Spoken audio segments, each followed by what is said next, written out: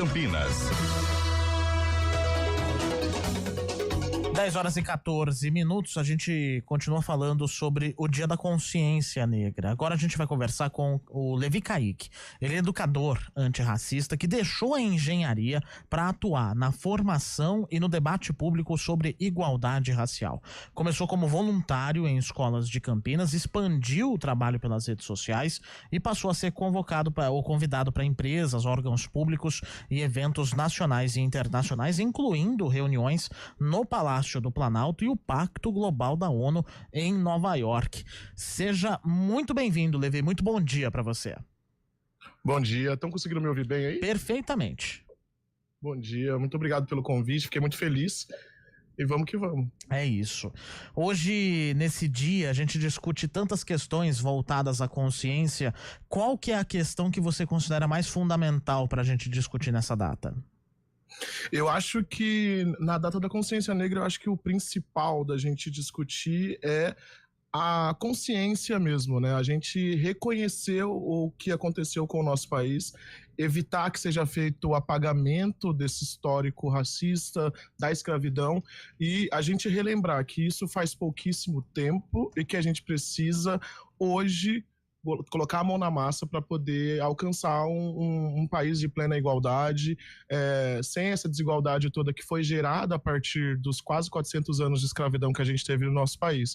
Então acho que hoje um dia, para além de celebrar as nossas vitórias enquanto povo negro, o que mais a gente busca é que toda a sociedade brasileira relembre tudo isso que aconteceu, porque a gente passou por um processo de tentativa de apagamento muito grande no nosso país, de tentativa de negação da essência do racismo, de que como se após a abolição da escravatura tudo simplesmente entrou na normalidade e não estivesse nenhuma sequela do que aconteceu no nosso país, e a gente teve um país que passou por um processo de escravidão que foi como base da economia do Brasil, né? Foram mais de 300 anos a escravidão sendo base da economia do nosso país. Então não foi em 10, 20, 30 anos que a gente resolveu esse problema, e principalmente na pós-escravidão a gente ainda teve processos legislativos, a gente teve processos de exclusão da população negra que foram perpetuados tanto pelo Estado quanto pelas instituições, né? E quando eu falo pelo Estado, é a partir de leis mesmo, né? A gente tem aí a Constituição de 34, que dizia que era papel do Estado fomentar o ensino eugênico nas escolas. E eugenia é um pensamento puramente racista, né? De segregação, de hierarquização de raças, de considerar uma raça superior a outra.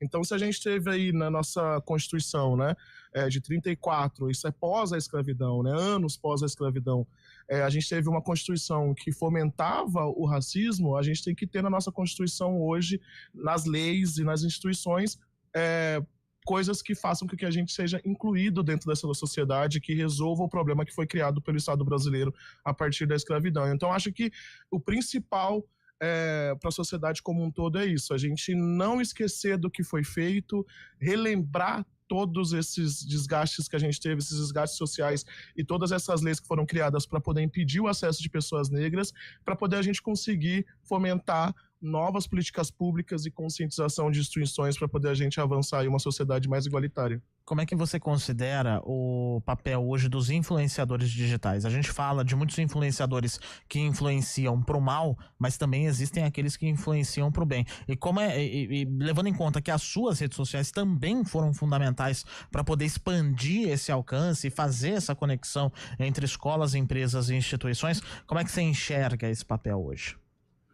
Eu acho que principalmente a gente hoje está passando por um processo de muita informação, né? Muita coisa ao todo tempo, né? A todo momento a gente tem muita informação e muita informação que distorce a realidade, né? Fake news, tentativa de apagamento histórico, né? Trazendo narrativas que a gente sabe que não são realistas, né? E não são verdadeiras. Então acho que o papel do influenciador, o meu papel, eu vejo pelo menos, é o de democratizar o acesso a essas informações de forma mais didática, de forma mais fácil, né? Acho que o principal que eu vejo das minhas redes, assim, o que eu me orgulho muito é quando vem uma pessoa negra e fala, olha, eu no fundo eu sabia sobre isso que você está falando, mas eu não sabia como comunicar isso para as pessoas.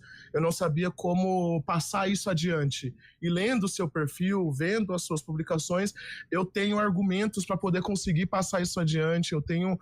Eu consigo acessar mais informações, eu consigo me aprofundar mais nesses conhecimentos que, às vezes, empiricamente eu já conhecia, e às vezes eu conhecia só uma parte dessa história, porque parte do meu trabalho é um pouco de conectar as coisas, né? A gente tem muitas informações sobre o período escravocrata, após a escravidão, sobre a exclusão do povo negro, muitas informações a gente tem acesso o tempo todo, mas essas informações não se conectam.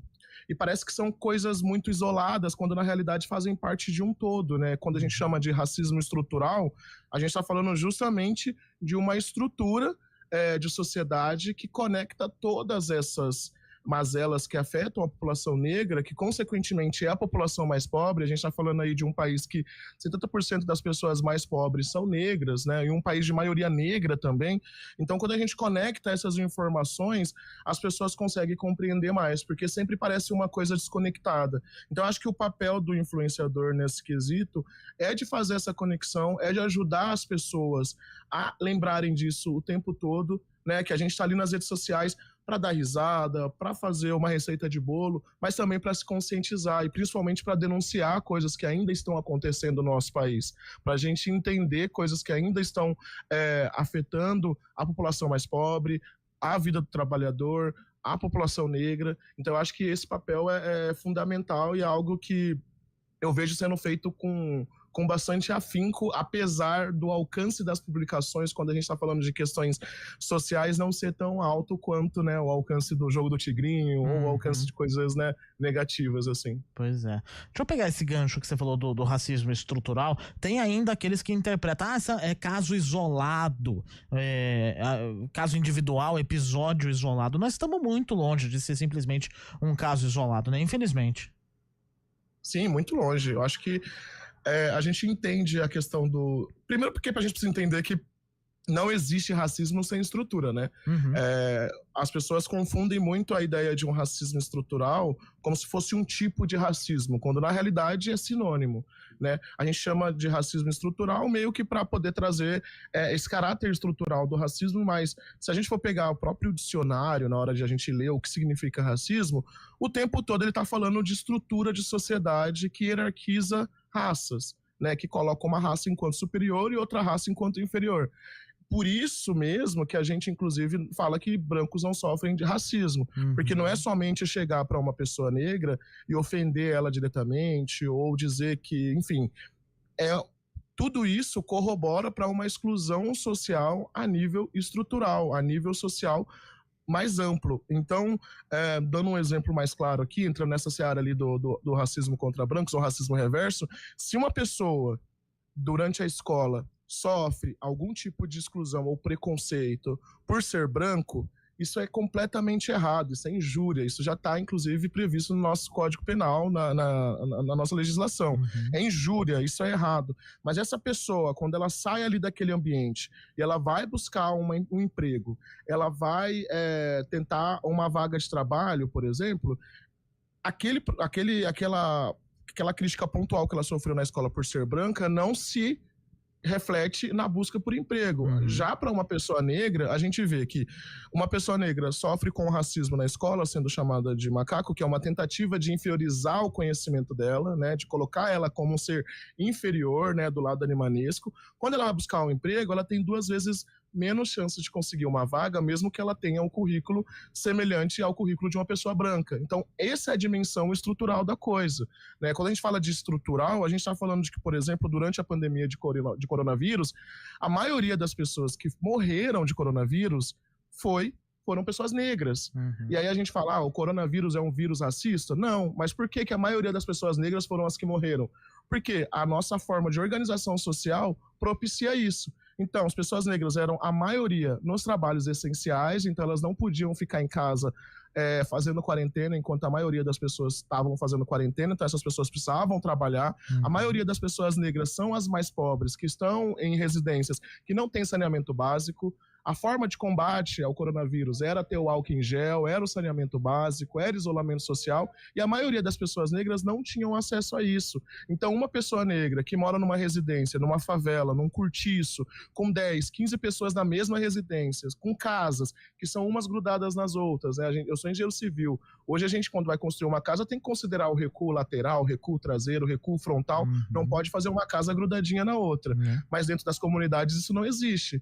Então, um vizinho que às vezes está lá num trabalho que é considerado essencial, não pôde fazer a quarentena, pegou um ônibus cheio, pega o coronavírus, vem para casa, passa isso para o outro, que passa para o vizinho. De repente, dentro daquela comunidade, a maioria das pessoas infectadas são pessoas pobres, que consequentemente são as pessoas negras. Então, a forma como a nossa sociedade está estruturada hoje, ela promove opressão. Tanto que se hoje, de repente, o Brasil inteiro, todas as pessoas decidirem não ser racistas, a gente ainda vai continuar tendo vários problemas. A minha vida vai melhorar muito. Vai melhorar muito, com certeza. Mas a gente ainda vai continuar tendo problemas sociais porque a gente não resolve um problema de que a maioria da população negra é a mais pobre, a maioria da população rica é branca, de um dia para o outro. Não é só não ser racista. Por isso que a gente fala, né? Numa sociedade racista, a gente precisa ser antirracista, porque isso já se perpetuou dentro das estruturas de sociedade. Então não é de um dia para o outro que, eu não sou racista, então resolveu o problema. Não, a gente tem uma estrutura de sociedade em que essas pessoas são as mais marginalizadas, em que essas pessoas são as mais pobres, em que essas pessoas estão nos trabalhos mais subalternos. Então isso precisa ser resolvido a nível estrutural, a nível de Estado, a nível de políticas públicas. Levi, nosso tempo já está esgotando, mas eu só queria pegar um outro gancho que você comentou sobre as escolas. Como evoluir além do mês da consciência negra, do dia da consciência negra nas escolas?